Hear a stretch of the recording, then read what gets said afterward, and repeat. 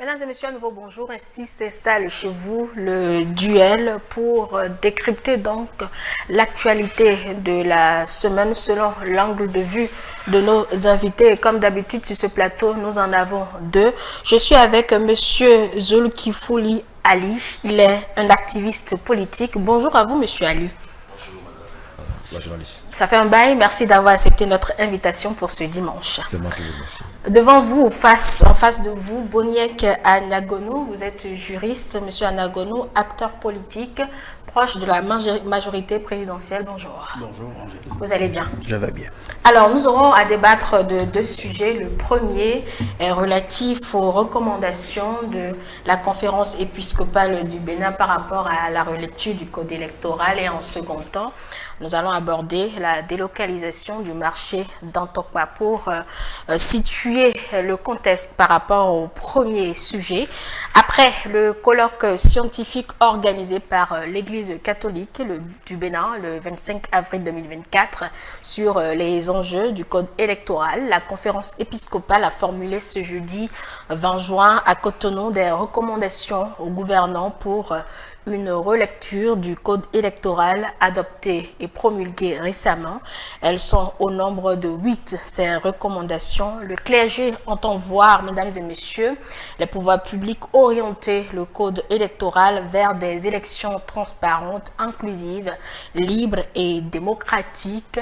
Il invite alors donc les gouvernants et l'opinion publique à prendre en compte 8 recommandations. Nous aurons à revenir sur quelques-unes de ces recommandations. Alors, la première question, elle est pour vous, monsieur Zulkifli Ali. Les évêques se disent préoccupés par la quiétude, donc la paix au Bénin, mais en insistant, tel qu'ils le font, sur une loi votée par l'Assemblée nationale, au sein de laquelle est présente l'opposition telle que nombre le souhaitent, une loi qui a passé le contrôle de constitutionnalité et enfin a été promulguée. En insistant ainsi, est-ce que ce ne sont pas les évêques au finish qui créent la psychose? Du tout pas, madame la journaliste. Si déjà vous allez sur le rôle de l'Église dans un pays, vous allez constater que l'Église aujourd'hui maintient la paix en propulsant le développement global dans un pays. Et si nous allons tenir compte de ce rôle de l'Église dans un pays, je crois que les évêques ont vu tôt ce mal que comment dirais-je, le code électoral pouvait générer plus tard. Et il faudrait pas, vous n'êtes pas sans savoir que nous avons déjà connu dans ce pays des frustrations qui ont donné des résultats négatifs que nous n'avons pas fini de régler jusqu'à ce jour. En 2019, vous avez constaté l'installation d'une Assemblée nationale monocolore et sanguinaire. Et pour la première fois. Vous oubliez 2023 alors? 2023. Oui, je suis en train de venir. La coloration. Je suis en train de venir. D'accord. Je suis en train de venir. En 2019, quand nous avons connu cela, vraiment ça a étonné le monde entier. Avec coupure d'internet pour pouvoir forcer le peuple à avaler, je dirais, ce vinaigre. Nous l'avons accepté comme ça, où une assemblée nationale est constituée de rien d'autre que des gens de la mouvance, un prolongement du gouvernement, bon enregistrement de la volonté du gouvernement. Aujourd'hui, les gens sont là. Cela nous a permis quand même d'avoir des tests sans consensus qui, je dirais, à la limite de compromission d'une part, et d'autre part, avant d'aller en 2023, nous avons fait escale en 2021. En 2021, qu'en est-il? Avant que nous n'allions à l'élection présidentielle de 2021, nous avons connu une promenade gouvernementale au cours de laquelle le président Patrice Talon a promis au peuple béninois qu'un parti, que ce jeudi principal de l'opposition, je vais nommer les démocrates, participerait aux élections présidentielles de 2021. Vous n'êtes pas sans savoir cela. Bon, cela a été une grande surprise de constater que le parti promis par le président Patrice Talon lors de sa promenade gouvernementale que vous appelez reddition de comptes, et ce parti ne participait pas aux élections, peut-être parce que le candidat présenté, que son excellence, madame la présidente Rekiat Madegou, a été recalé et jeté en prison comme ça.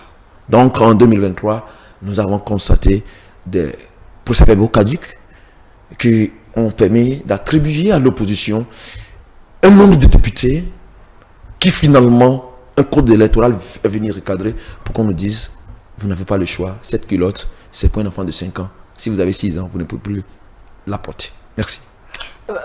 La question qui va suivre, eh bien, les démocrates étaient présents à l'Assemblée quand le code électoral a été voté, M. Ali.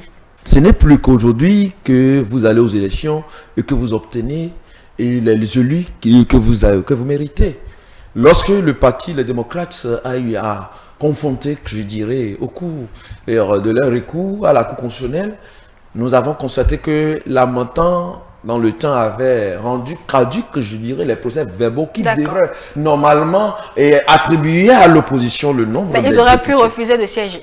Ils auraient pu refuser de siéger. Pas refuser. Ils ont siégé, donc ils ont validé le nombre de députés qui leur revient. La non-violence est mieux.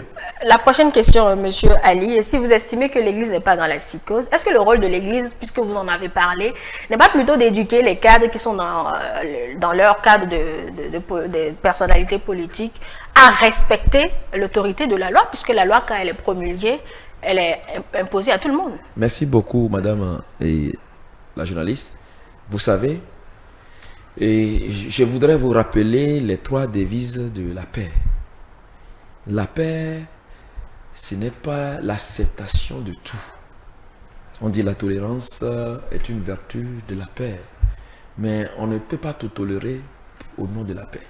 La paix elle-même évolue sur 3 devises, à savoir la vérité, l'amour et la justice.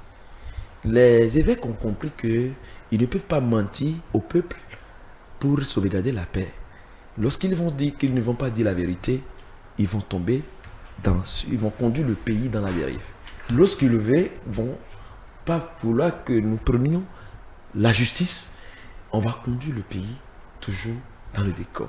D'accord. Alors, Monsieur Anagon, les États tiennent fortement à une relecture du code électoral. Vous avez lu les recommandations. Trouvez-vous cette pression de la CEB objective? Alors, merci beaucoup, Madame la journaliste. Je voudrais que mon vis-à-vis, mon cher ami que je viens de rencontrer sur le plateau, Ali, tente de dépassionner un peu le débat pour qu'on fasse un truc technique. Je vais vous rappeler le contexte dans lequel l'Église catholique s'est vue attribuer un rôle majeur dans l'histoire politique et constitutionnelle de notre pays. Alors en 90, quand nous étions en difficulté, disons 89, quand nous étions en difficulté, eh bien l'Église catholique a pris le lead, n'est-ce pas, des choses pour que nous puissions nous réunir, pour que nous puissions discuter et pour que nous puissions tourner dos souverainement au désordre qu'on a connu jusqu'en 89 et qu'on accepte désormais la démocratie, la liberté, l'égalité, la justice, etc., etc. Et à partir de cet instant, de 90 jusqu'à nos jours, nous avons connu des codes électoraux et donc qui nous ont permis d'aller aux élections. Alors la perfection n'étant pas de ce monde, il peut arriver que dans notre vie politique, que dans notre vie constitutionnelle ou que dans notre vie de tous les jours, que nous fassions un certain nombre d'erreurs. Mais ce qui me peine, c'est que c'est lorsqu'on se tient, lorsqu'on tient mordicus sur les erreurs commises pour tenter de teinter tout en noir. Je suis, en tant que jeune, un tout petit peu peiné. Alors, l'Église catholique qui a tenu ce rôle-là dans la République, je trouve, bien qu'étant proche donc du pouvoir, je trouve que l'Église catholique est toujours dans son rôle de juste milieu pour dire, vous êtes les frères d'un même pays, vous pouvez toujours vous retrouver, discuter et trouver la solution. Donc, je ne trouve pas alarmiste la posture actuelle de l'Église catholique. Je la trouve d'ailleurs pédagogique et dans une république sérieuse, c'est ce qui devrait être fait.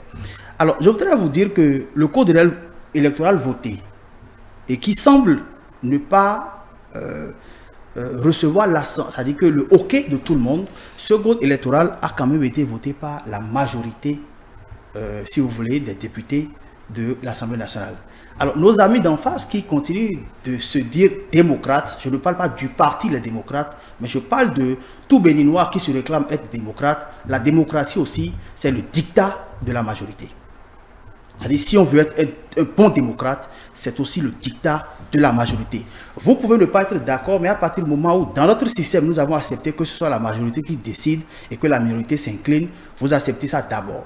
Donc, la loi a été votée, par la majorité. Ça a suivi le cursus réglementaire, parlementaire, ça a été voté. Ça s'est passé par le filtre, n'est-ce pas, de la constitutionnalité des lois. Et puis le chef de l'État l'a promulgué. Est-ce qu'on s'entend? Jusque-là, aucun problème ne se pose. Donc, en bon démocrate, on s'incline devant une loi promulguée, une loi qui a passé le filtre donc de la constitutionnalité et une loi qui a été donc promulguée par le chef de l'État. Dès lors que vous vous inclinez maintenant devant la loi qui a été votée, eh bien, vous avez la latitude maintenant de commencer par faire les commentaires et de chercher maintenant à faire valoir votre point de vue. Et je pense que c'est ce rôle-là que joue l'Église catholique.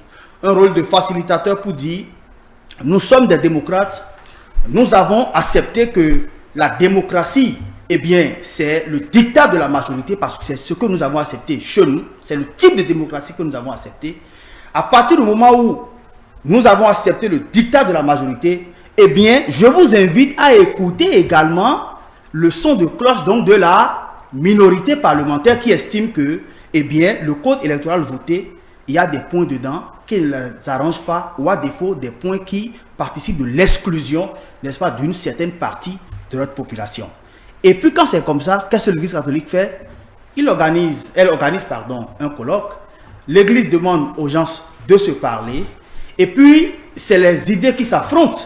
C'est les idées qui s'affrontent et celles qui sont justes triomphent, n'est-ce pas? Donc, je ne trouve pas alarmiste, et ça c'est pour répondre de façon concrète à votre question, je ne trouve pas alarmiste la posture de l'Église catholique. Je la trouve d'ailleurs scientifique et pédagogique. Et je pense que c'est un bon rôle, parce que même moi-même qui suis ici, ce code, j'ai des trucs à le dire, c'est vrai, moi je suis proche du pouvoir, je n'ai pas à crier sur les ondes de radio et de télévision. Moi je sais qui appeler pour leur dire, attention, là où nous sommes en train d'aller là, ça n'arrange pas sur tel point, tel point, tel point, tel point, parce que justement la perfection n'est pas de ce monde. Mais le dit en payant tout en noir, moi je ne saurais être d'accord parce que nous avons accepté ce type de démocratie. Oui, certes, la majorité peut-être a des choses à redire sur ce texte, puisque c'est valable pour tous les camps. Bien sûr. D'autant plus que c'est valable pour tous les camps, il n'est pas exclusif. Oui. Le faire ainsi, est-ce que ce n'est pas attiser une certaine, je veux dire, une certaine manière de dire au peuple béninois, il y a quelque chose qui vient, vous devez coûte que coûte revoir ce texte de loi. L'épiscopat a cerné, disons, le résultat que pourrait donner l'application de ce code électoral. C'est-à-dire, je suis en train de voir ça. L'épiscopat est dans un rôle d'anticipation. Mais dans ce rôle d'anticipation, sans qu'on l'ait appliqué, l'épiscopat est dans un rôle d'anticipation. Moi, je viens de vous dire que même moi-même qui suis ici, je ne suis pas d'accord avec tout ce qui est dit dans le code. Mais en bon démocrate, en bon légaliste, je m'incline simplement. Et après, je donne mon point de vue. Et puis, si ceux qui doivent jouer ce rôle-là acceptent de prendre ça en compte, tant mieux. Le cas contraire, je m'incline et puis la vie continue. C'est ça le démocrate en réalité. C'est ça le bon légaliste. Maintenant, non, attendez. Maintenant, quand vous dites que l'Église catholique, en disant ça, c'est dit demande au peuple. Non, non, non, ce n'est pas ça. C'est un rôle d'anticipation pour dire, écoutez, vous avez voté une loi, ça a fait tout le cursus réglementaire, ça a été promulgué, ça s'impose désormais à tout le monde. Néanmoins, il y a un certain nombre de Béninois. Est-ce que vous me suivez? C'est-à-dire, il y a un certain nombre de Béninois qui haussent le ton pour dire, nous autres ne sommes pas d'accord. Alors, le rôle de l'Église, c'est de dire, prenez en compte ce qu'ils disent, asseyez-vous, discutez, dialoguez, que les idées s'affrontent et que celles qui sont justes triomphent. C'est tout le rôle que, monsieur Anagon, toute loi votée, est-ce que forcément une partie? Absolument. On ne peut pas satisfaire tout le monde. Absolument.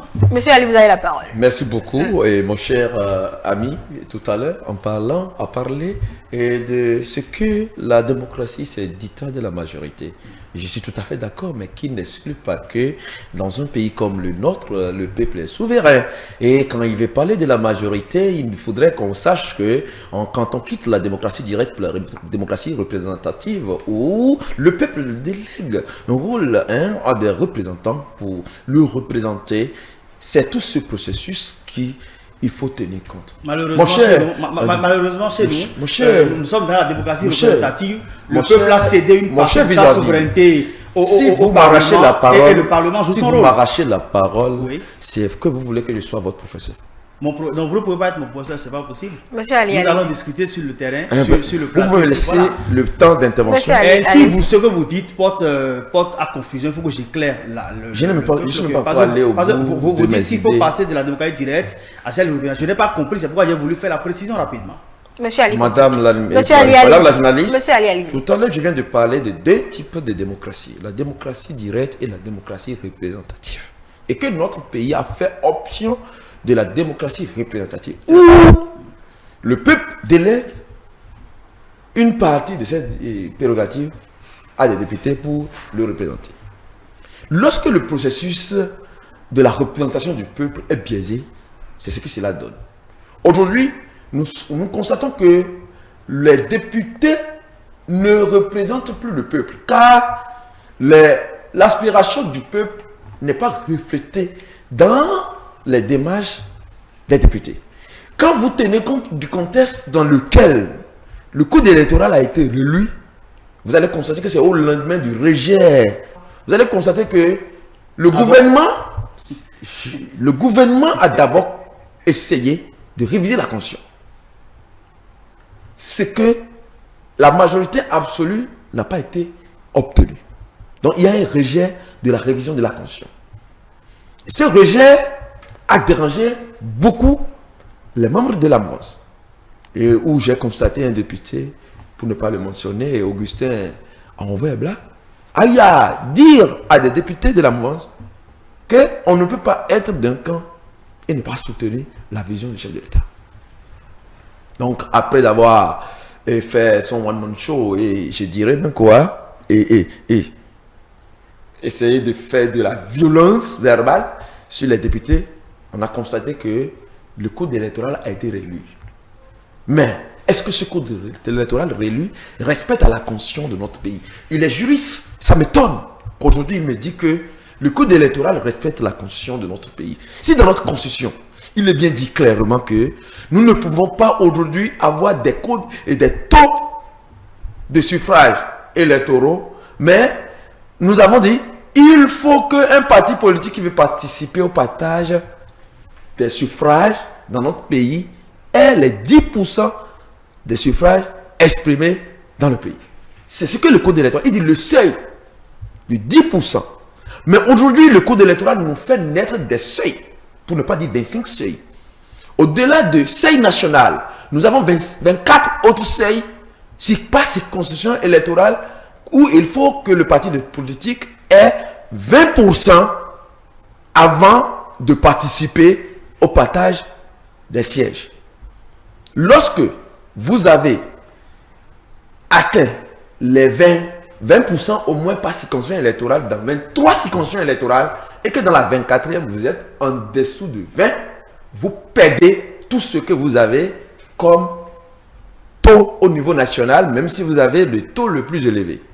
Maintenant, il y a un accord de gouvernance qui sciemment a été mis en place pour permettre aux partis politiques siamois qui, en 2019, avaient constitué l'Assemblée nationale monocolore sanguinaire, où nous avons connu des morts, peuvent, après les élections, se mettre ensemble pour couvrir les circonscriptions électorales dans lesquelles ils n'ont pas pu atteindre les 20%. Et en 2026, nous allons constater quoi? Qu'il y aura la présence d'une nouvelle Assemblée nationale monocolore, mais avec la participation complice de l'opposition, si cette opposition n'est pas une opposition avertie. Cet avertissement qui se fait constater, non seulement au niveau de l'opposition, mais également au niveau des gens avertis, comme les évêques, ils ont compris que pour la plupart dans notre pays, l'application de lois votées par des députés. Dans ce même pays, on a vu les députés aller à la Sénat, demander à la Sénat de leur interpréter des lois qu'eux-mêmes ont votées, surtout au moment où on parlait même du parrainage. Parce qu'en 2021, on disait que il ne faudrait pas que les partis politiques, il faudrait qu'il y soit des partis politiques qui parrainent le candidat. Or, dans la Constitution, c'est bien dit que c'est chaque candidat, chaque élu, qu'il soit maire ou député, qui devrait parrainer. La naissance d'un parti politique comme restaurer la confiance d'Irénée Agossa, qui n'a même pas une existence légale, nous a étonné, où on voit son apparition et avec ses fiches de parrainage.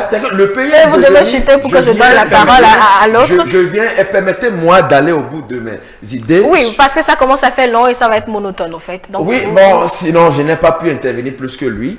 Donc, ce qui a fait que nous avons constaté qu'on est dans un pays de Toïboï et un gouvernement à l'image des stagiaires. C'est comme s'ils sont venus en stage de gouvernement. Donc, vous voyez l'intervention des évêques comme une intervention, je vais dire, comme des sauveurs de la République parce que les gouvernants sont en stage. Tel que Monseigneur a sauvé, comme il vient de le dire, la République en 90. Je vous remercie. Monsieur Anagon, vous avez la parole. Je voudrais rappeler à mon vis-à-vis que et quand je disais à l'entame de mon propos qu'il faut dépasser le débat et qu'on fasse ce débat technique, je n'ai pas eu tort parce que j'ai compris qu'il parle avec beaucoup d'émotion et il a raison parce que c'est sa posture, il doit quand même pouvoir la défendre. Alors ce que je voudrais dire pour amener la balle à terre, pour qu'on fasse un truc purement technique sur la forme de la question, parce qu'il a rappelé que je suis juriste. Sur la forme, je le mets au défi j'ai bien dit sur la forme du code électoral voté. Sur la forme jusqu'à la promulgation de la loi par le chef de l'État. Alors je le mets au défi de me dire un seul point où dans ce qui devrait être normalement suivi, il y a eu gaffe ou bien il y a eu faute sur la forme du vote de la loi jusqu'à la promulgation de la loi. Sur la question, je suis formel là-dessus.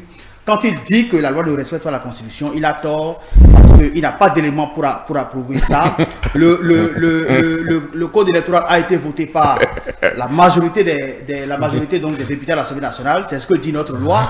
Ensuite, ça passe par le filtre de la constitutionnalité de la loi et c'est passé. Les sages ont dit que les dispositions de la loi sont conformes à la Constitution.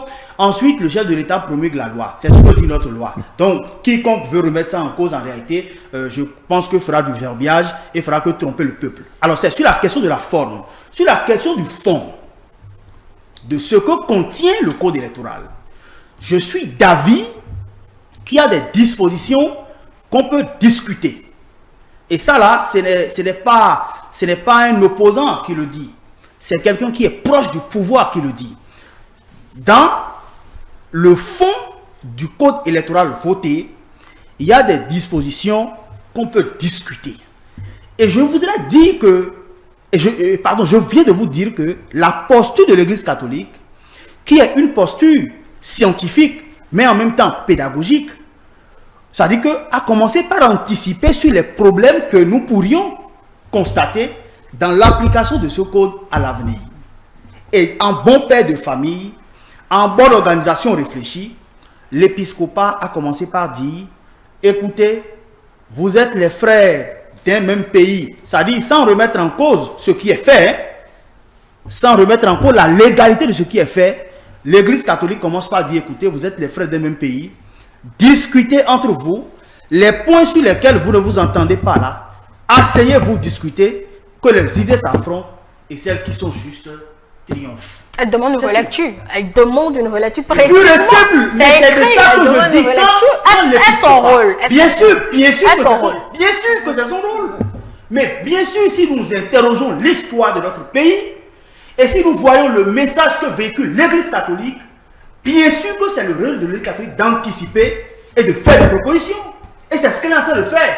Elle a constaté que écoutez, nous avons eu des codes électoraux dans ce pays qui n'ont pas fait l'unanimité. Mais aujourd'hui, nous constatons que l'ampleur de ceux qui ne sont pas d'accord, c'est-à-dire que leur voix porte davantage.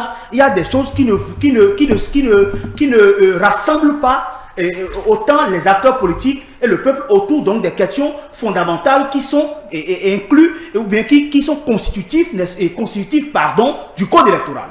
Est-ce qu'on est d'accord? Alors, quand l'Église catholique constate ça, elle dit, moi je pense que, ça c'est l'Église qui parle, moi je pense que il y a un certain nombre de Béninois qui estiment qu'ils le sont, moi compris. Ce que je vous dis là, je suis très conséquent avec moi-même. Moi compris.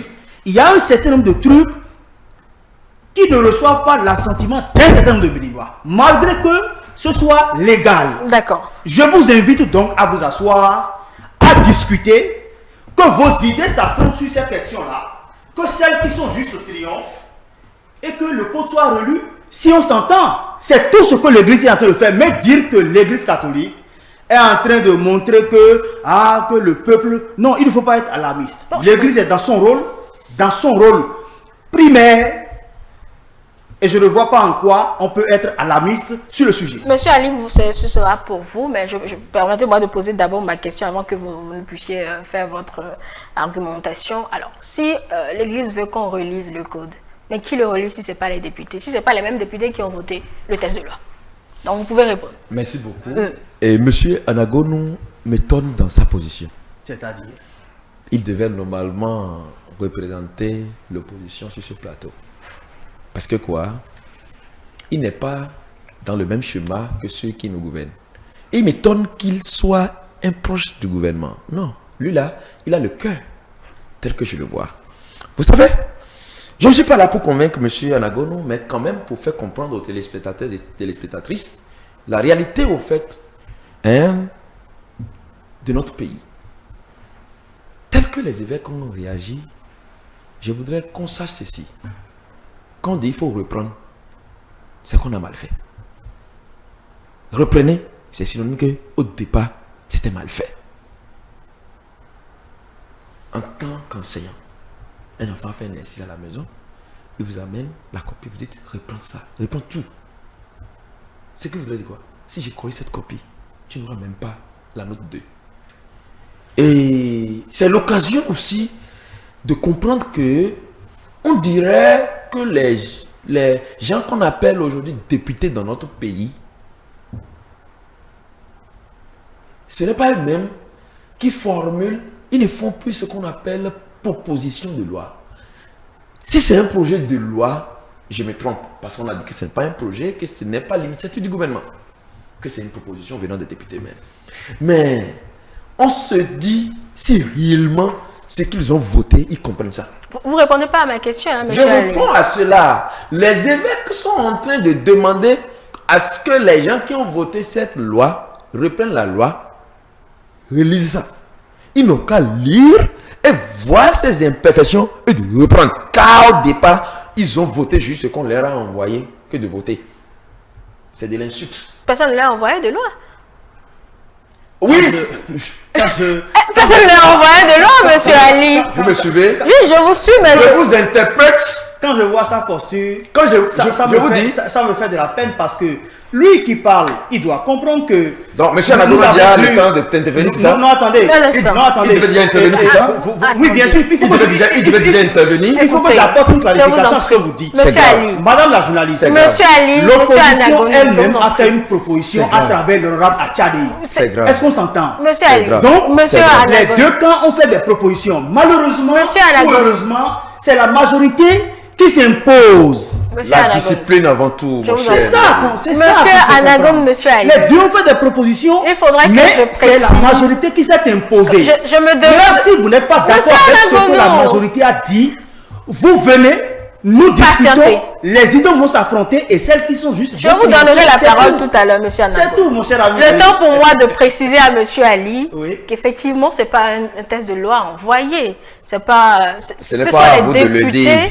C'est moi qui anime l'émission. Je ne refuse pas. Et si vous avez un trou de mémoire, je me dois de vous rappeler certains événements. Le test de loi a eu des propositions. Même les démocrates ont proposé des modifications et tout est parti de cette demande de la Cour constitutionnelle de régler un certain problème d'égalité qui devait se poser par rapport aux parrains, etc. Et les députés en ont profité pour modifier le test électoral. Donc ne dites pas, monsieur Ali, que le test a été envoyé de quelque part. En tout cas, selon les faits, c'est ce que je viens de vous rappeler. Merci vous pouvez continuer. C'est pas que vous m'avez rappelé quelque chose. Moi, je suis un analyste politique.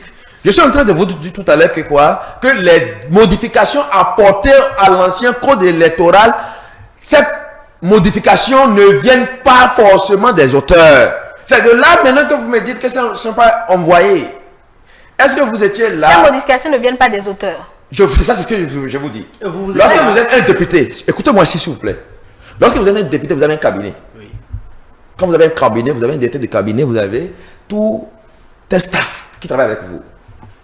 Lorsque les gens vous font, ils vous comment dirais-je, donnent des idées, que faites ce genre de propositions là-bas, c'est cher comprendre d'abord le fond avant d'amener la proposition à l'Assemblée nationale. C'est là que je suis. Mais tout de suite qu'on me dise que ce n'est pas des propositions envoyées, je ne me retrouve plus. Je ne me retrouve plus. C'est tout comme si on ne maîtrise plus ensemble comment les choses se passent. Non, moi je ne maîtrise rien avec vous. Vous ne pouvez pas maîtriser à partir du moment où vous êtes, vous ne pouvez plus respecter le temps d'antenne qu'on vous a accordé. Non, parce que moi qui suis. C'est des comptes vérités, on ne peut pas l'accepter. Quel compte vérité? Oui, parce que vous dites que c'est un En tant que député, vous n'avez pas un cabinet, c'est ça?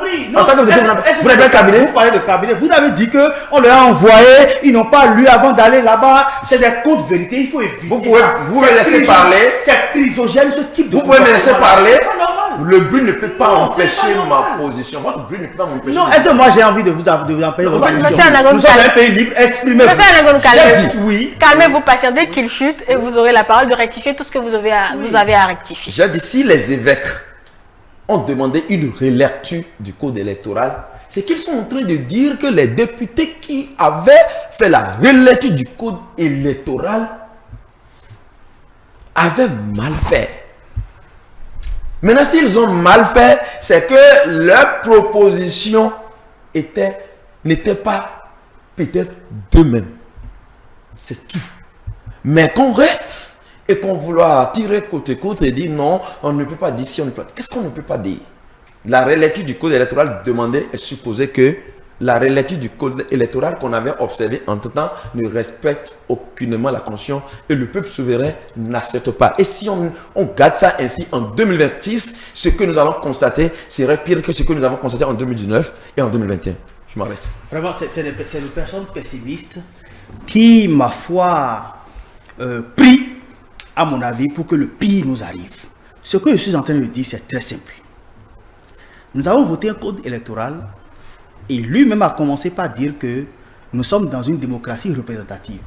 Une démocratie dans laquelle le peuple a abandonné une partie de sa souveraineté à ses représentants. Autrement, ce sont ces représentants qui s'expriment en son nom. Nous sommes en présence d'un parlement où il y a la majorité, où il y a la minorité. La majorité a fait une proposition, la minorité a fait une proposition. La proposition de la majorité est passée. La proposition de la majorité est passée ensuite par le filtre de la constitutionnalité des lois. Les sages de la Cour, dont les décisions ne sont susceptibles d'aucun recours, ont déclaré que la loi en question, en toutes ses dispositions, sont conformes et être conformes donc à la Constitution. En bon démocrate et en bon légaliste, on dit Amen, on s'incline. Ensuite, les commentaires deviennent désormais libres. Et c'est le rôle que l'Église catholique a commencé par jouer. Quand les commentaires ont commencé par enfler, quand les commentaires ont commencé par être mis sur la place publique, l'Église catholique a anticipé en disant, écoutez, quelque chose qui en principe devait nous rassembler, devait coordonner, ou si vous voulez, réguler la demande du suffrage universel ou la demande de la bénédiction du peuple pour aller, n'est-ce pas, le représenter. Ce qui devrait en principe nous rassembler, coordonner tout ça, pose problème. C'est-à-dire les gens discutent trop là-dessus, oui. Ça ne nous rassemble pas. Ça, vous l'avez déjà dit, Bouniek. C'est tout. Vous l'avez déjà dit. Donc, être pessimiste en disant que, écoutez, ce qui va se passer en 2026, non, je veux être optimiste, que je fais partie d'un pays de gens normaux, et que dans ce pays dans lequel je fais partie, des gens normaux se rencontrent, se parlent, les idées s'affrontent, celles qui sont justes vont triompher. Et quand l'Église catholique demande une lecture, ce n'est pas parce que l'Église estime que ce qui a été fait est mauvais. L'Église estime juste qu'il faut prendre en compte la voix d'un certain nombre de personnes pour que notre vivre ensemble soit meilleur. D'accord. Comment relit-on ce test si ce sont les mêmes aux mêmes députés qu'on demande? Et c'est ça que je dis. Et c'est ça que je dis tout à l'heure en disant que je fais partie d'un pays où les gens qui sont là-dedans sont des gens normaux. Et les gens de la majorité et les gens de la minorité, c'est les gens qui se voient. Alors, au colloque, j'ai vu un ancien ministre de la Justice, au colloque des évêques. Je veux nommer le ministre Kenom. Il y était même pour les recommandations. N'est-ce pas? Donc, ça veut dire que dans mon pays, comme les gens ont l'habitude de le dire, dans mon pays, des gens sont normaux, des gens sont réfléchis, des gens ont la tête sur les épaules et savent que sur des questions fondamentales qui sont liées à la vie de la nation, on doit faire abstraction de nos appartenances politiques de nos appartenances, si vous voulez, d'intérêt, nous devons nous revoir, nous asseoir, discuter, faire affronter nos idées. Celles qui sont justes vont triompher et les mêmes députés dont vous parlez seront capables de dire « Ah, on s'était peut-être trompé sur un tel point.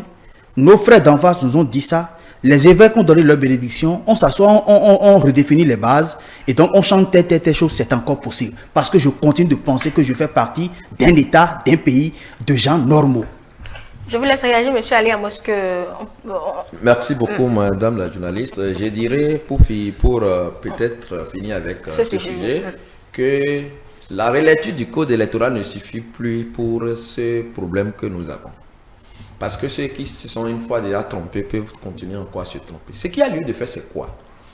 Dans un pays, lorsque les représentants du peuple n'arrivent plus à satisfaire le peuple, il y a ce qu'on appelle assise nationale. Il faut une assise nationale inclusive.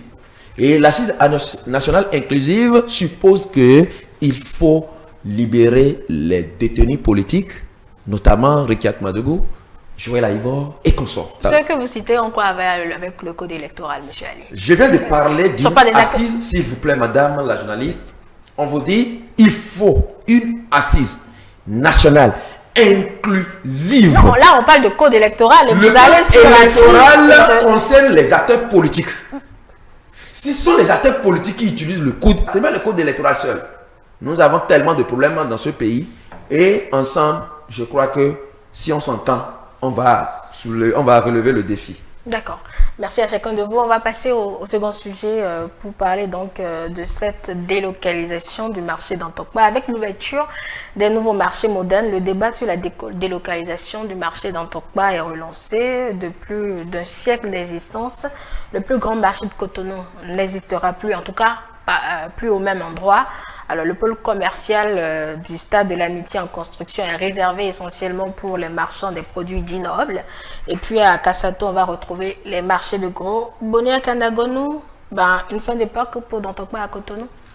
Bon, je pense que je le constate comme vous. Et puis, n'étant pas membre de gouvernement, je peux simplement dire que des études ont été faites. Et on a peut-être compris que l'emplacement actuel de Dantokpa ne rend pas forcément service à la beauté que l'on veut donner peut-être à la ville de Cotonou, qui est quand même notre ville phare, et qu'il urge donc de relocaliser le marché de Dantokpa. J'ai fait un tour de côté de Calavi, je crois, en allant vers la prison civile d'Aoumé Calavi. Il y a un très grand site qui est en pleine construction pour recevoir donc ces bonnes dames-là pour que d'autres projets de développement, d'envergure qui puissent donner à Cotonou son allure de ville phare de Cotonou, du Bénin. Je pense que c'est une bonne chose. Et puis, il faut tenir compte donc de tout le monde. Et puis, c'est là que je ne voudrais pas qu'il y ait donc de gaffe, que tous ceux qui sont en place actuellement dans le marché de Dantokpa, que les études qui ont été faites les prennent en compte et que la relocalisation soit faite donc dans de bonnes conditions pour qu'on n'ait pas donc de frustration autour de ce projet. Parce que je suis convaincu à coup sûr que si l'on déplace Dantokpa de là, c'est pour y mettre donc des projets de développement qui donneront forcément une belle allure à Cotonou, ville phare donc du Bénin. Monsieur Ali, le gouvernement préoccupé par, on va dire, des marchés modernes, comme on le voit. Déjà, le marché pilote de Kadiaou qui est construit, mais là, Dantokpa, officiellement, va être délocalisé. Merci beaucoup, madame la journaliste. Moi, je suis un scientifique. Mon cher, c'est la logique qui compte. La logique m'oblige aujourd'hui d'interroger les actions dans le même sens que ce régime a déjà fait une fois. J'ai l'impression qu'on veut rompre avec tout, mais ce qui est bon. Est-ce que le stade de l'amitié, d'abord, de Mathieu Kérékou, qu'on a pris, où on a investi des milliards, nous a déjà permis d'accueillir un match à domicile dans le cadre des sélections en cours? C'est ce même régime. Des élections en cours, hein? Des sélections en cours. Ben, je me demande, c'est ce même régime qui a fait ça. Et c'est le même régime qui veut délocaliser. S'il vous plaît. Le tourisme, oui, mais aussi le commerce. Le commerce aujourd'hui, il faut, en tant que scientifique, qu'on connaisse quelques paramètres qui marchent avec ce qu'on appelle le marché. Dans ton cas, ce n'est pas un marché comme ça, c'est un marché international.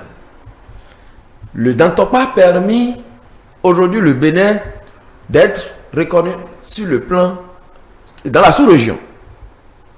Et beaucoup d'investisseurs viennent au Bénin à cause de ce marché.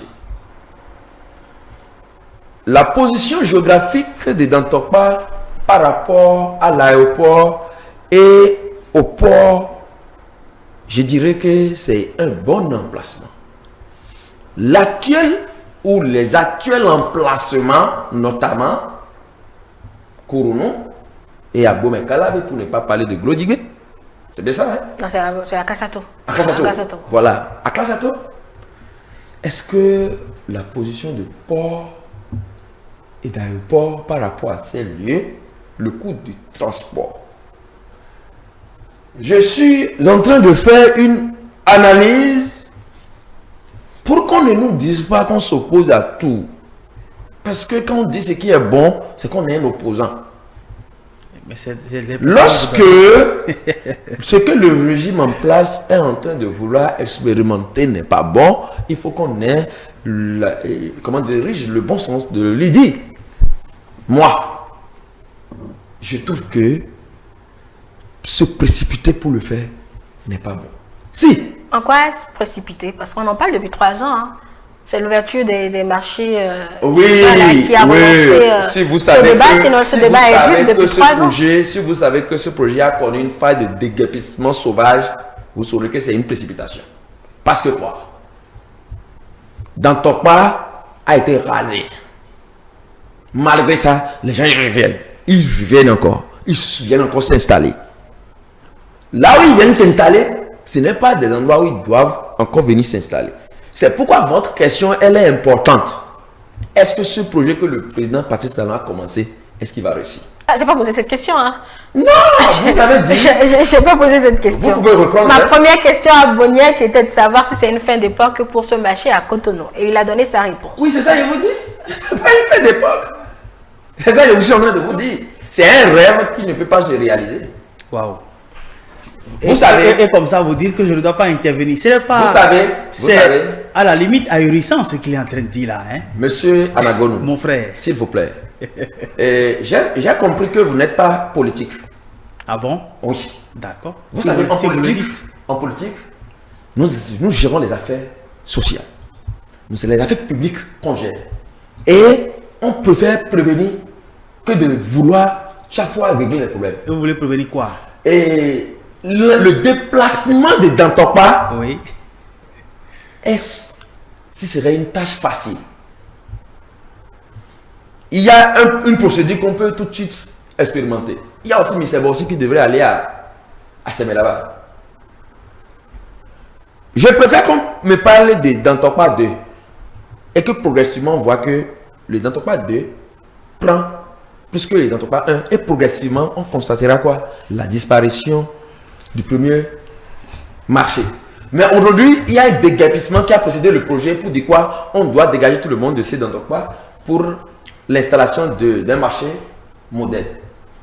Ce projet, cette manière de fonctionner, la rupture ne peut pas conduire à un aboutissement favorable. La rupture veut rompre avec tout. C'est ce que je retiens de M. Ali. La rupture veut rompre avec tout.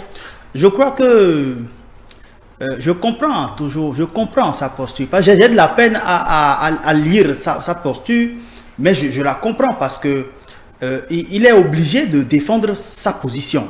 Sinon comment comprenez-vous que quelqu'un qui se dit être politique et donc qui gère les affaires publiques et même les affaires sociales, qu'on dise qu'un gouvernement vient et que le gouvernement dise « Je suis en train de construire un site pour accueillir un marché de cette envergure-là à Kassato. Je suis en train de le construire, ce site-là. » Et ça a pris environ 2, 3, disons 4 ans, la construction de ce site-là. Et que à l'avènement des marchés modernes dont on a eu la première ouverture à Kadjeroun, que l'on commence par nous dire que, eh bien, ce site est fin prêt et va accueillir désormais les bonnes dames donc de Dantokpa pour que le site actuel de Dantokpa soit réhabilité et pour qu'on ait des projets d'envergure qui vont embellir notre ville et que celui qui se dit politique, qui pour lui gère les affaires politiques et les affaires sociales, estime qu'il y a une rupture brutale de ce processus-là. Je voudrais qu'on soit, bien qu'étant opposants, à des moments donnés conséquents envers nous-mêmes. Parce que ce qu'ils ont oublié, c'est que c'est des vidéos qui leur seront opposées plus tard. C'est des vidéos qui leur seront opposées plus tard. Et j'ai comme l'impression que parce qu'on se met dans la posture d'opposant, eh bien on a envie de s'opposer à tout, de tout peindre en noir. Quand il dit que la position de Dantokpa par rapport au port, à l'aéroport, et il se dit scientifique, c'est un faux problème. Ça ne veut absolument rien dire. Il n'y a aucune logique dans la question.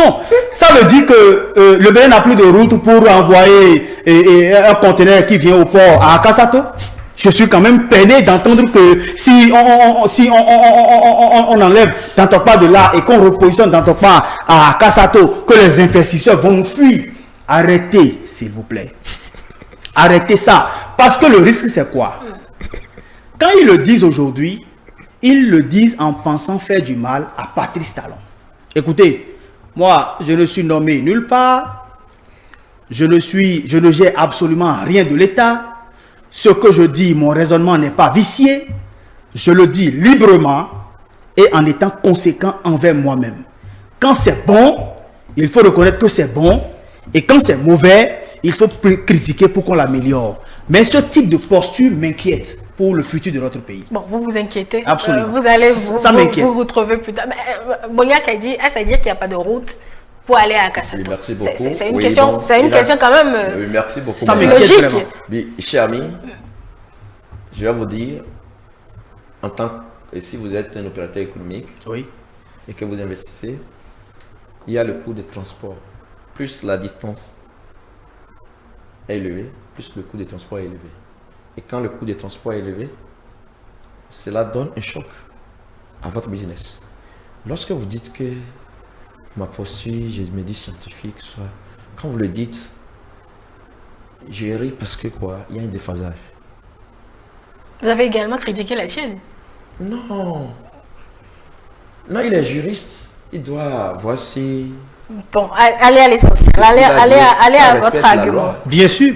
Si vous avez des éléments pour me contredire, vous le dites tout de suite. C'est pourquoi je ne suis pas allé... Je suis formel sur la question. Du côté de la loi. Je suis allé formel sur la question. Est-ce que ce qu'on veut faire au peuple, c'est ce que le peuple veut? Vous savez, quand on parle de la gouvernance, la bonne gouvernance, c'est cette gouvernance qui tient compte de l'aspiration du peuple et non de l'aspiration de celui qui est le président de la République. Le président de la République, raison pour laquelle on dit que... Et le peuple l'a validé. S'il vous plaît. Donc il met en nous. Vous êtes en train de parler avec un intellectuel, s'il vous plaît. Et c'est ça que je dis. Maintenant, laissez-moi aller. Quand vous dites des comptes vérités, je réagis tout de suite. Quand vous m'arrachez la parole, je m'inquiète. Non, ne vous inquiétez pas. De la qualité, de la qualité. On est ensemble. Non, moi je ne vous ai jamais arraché la parole malgré allez-y. Des comptes vérités. Allez-y. Vous savez, lorsque nous sommes dans un pays où la conquête du pouvoir n'est pas faite sur la base du projet de société, mais plutôt sur des promesses électorales, il faudrait qu'on écoute un peu le peuple chaque fois que l'action Nous parlons de Dantokpa. Hein? Je vous rappelle que nous sommes en train de finir. Oui, vous pouvez aller à Dantokpa après cette émission, questionner les bonnes dames de pour ou contre pour le déplacement de Dantokpa pour tel endroit et vous allez enregistrer des noms. C'est pour vous dire, quand on veut faire quelque chose au peuple, on demande l'avis du peuple. C'est tout. Vous concluez, puisque lui, il a eu à conclure sur le premier sujet. Quand je parle d'inquiétude, vous comprenez, ça veut dire que pour déplacer le marché de Dantokpa, aujourd'hui, les autorités qui ont reçu la bénédiction du peuple pour mettre en œuvre leur projet, leur vision pour le Bénin, doivent retourner voir le peuple pour leur dire, bon, écoutez, je veux déplacer Dantokpa, donc je veux votre avis. C'est quand même ahurissant. Alors, pour terminer, moi, je veux dire que les Béninois doivent continuer par se parler. Je voudrais dire que je ne suis pas pessimiste pour le futur de mon pays. Je reste droit dans ma botte et je suis optimiste. Je sais que nos guéguerres actuelles ne vont pas compromettre notre vivre ensemble de demain. Et pour le faire, il faut s'asseoir, il faut discuter, que les idées s'affrontent, que celles qui sont justes triomphent et fassent force de loi. Que Dieu bénisse notre pays. Merci beaucoup à vous, Monsieur Anagono Boniek. Je rappelle que vous êtes juriste et également acteur politique. En face de vous, Monsieur Zulkifli Ali, activiste politique. Avec vous deux, nous avons parlé de ces recommandations de l'Église catholique quant à la relecture du code électoral. Vous avez confronté vos idées. Monsieur Ali reste convaincu qu'il faut aller au-delà d'une relecture du code électoral. Il n'a pas vraiment foi aux députés qui sont là, voilà, autant de l'opposition que de la majorité. Il pense qu'il faut aller au-delà et croire à une assise nationale. Les évêques, eux, ont parlé de dialogue afin que 2026 ne soit entaché d'échanges, un peu comme 2019. Monsieur Anagono estime que s'il faut parler du code électoral, eh bien, les différents acteurs peuvent s'asseoir et que l'Église catholique est bien évidemment dans son rôle d'alerter quand bien même la loi a été promulguée. Et sur la question du marché d'Antokba, monsieur Anagono se félicite du projet du gouvernement et reste quelque peu... enfin, il y a des interrogations quant au relogement et espère que toutes les bonnes dames auront une place dans ces nouveaux marchés. Monsieur Ali, lui, parle plutôt de la position géographique. Il pense que le gouvernement de la rupture veut rompre avec tout ce qui existe et que ce projet, il faudrait consulter le peuple avant de faire de ce relogement. Mesdames et messieurs, ainsi prend fin le duel. Merci de nous avoir suivis. Juste derrière, eh bien, ce sera le bulletin d'information. L'équipe va se retrouver après pour le débrief. N'oubliez pas que le duel ainsi que nos autres programmes sont disponibles sur nos plateformes numériques, notre site internet, le www.etélébenin.com, notre page Facebook ETélé en direct. Nous sommes disponibles sur YouTube avec le nom ETélé Bénin. ETélé avec vous, pour vous.